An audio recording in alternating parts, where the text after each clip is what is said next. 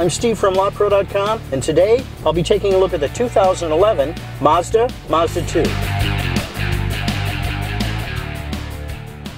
Unveiled at the LA Auto Show in 2009, the Mazda 2 went on sale here in July of 2010. The stylists at Mazda have done their best to imbue the Mazda 2 with as much Nagale design language as could be managed given such a small canvas. Outside, the Mazda 2 also shares its basic shape, although very little of its sheet metal, with that of the Fiesta. It gets a vestigial version of Mazda's swoopy front fender treatment, while a soft crease beginning just below the front wheel well sits below and follows the belt line and becomes more pronounced as it sweeps back and upward along the side of the body, terminating just above the rear taillights. In back, you'll find an upper rear spoiler, rear wiper, and chrome exhaust tip finisher.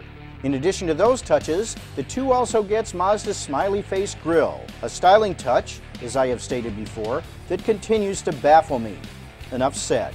Inside, there is plenty of front seat room for adults of just about all sizes. The driver's seat is equipped with a height adjustment feature that even allows those of us who are vertically challenged to compensate for the Mazda 2's somewhat high belt line.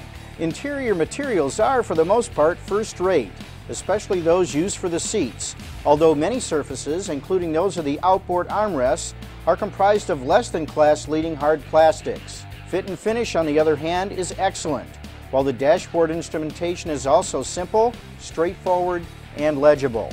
But alas, all is not perfect.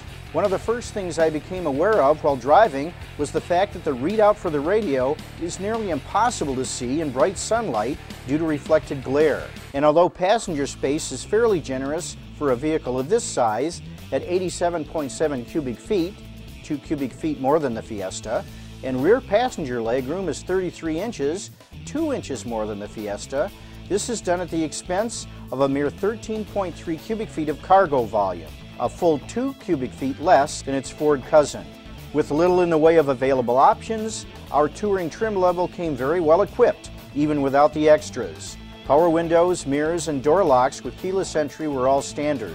Even the leather-covered steering wheel, with audio and cruise controls, came with a tilt function, although it didn't telescope.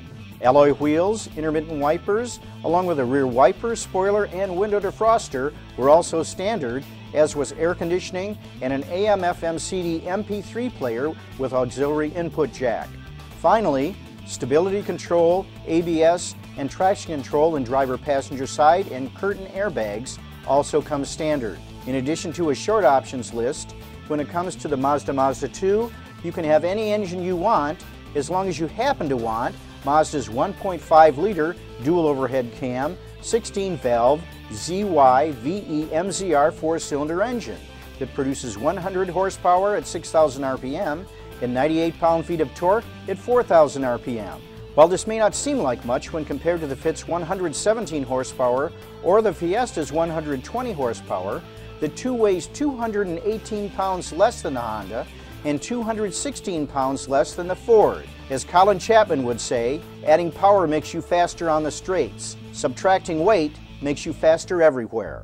And speaking of faster everywhere, if you can find your way past that smiley face grille and Spartan interior, you're in for a real treat when the Mazda 2 hits the road. What the 2 may lack in style, it more than makes up for in substance. Toss it into a corner and you're rewarded with what is probably the best handling chassis in the B segment.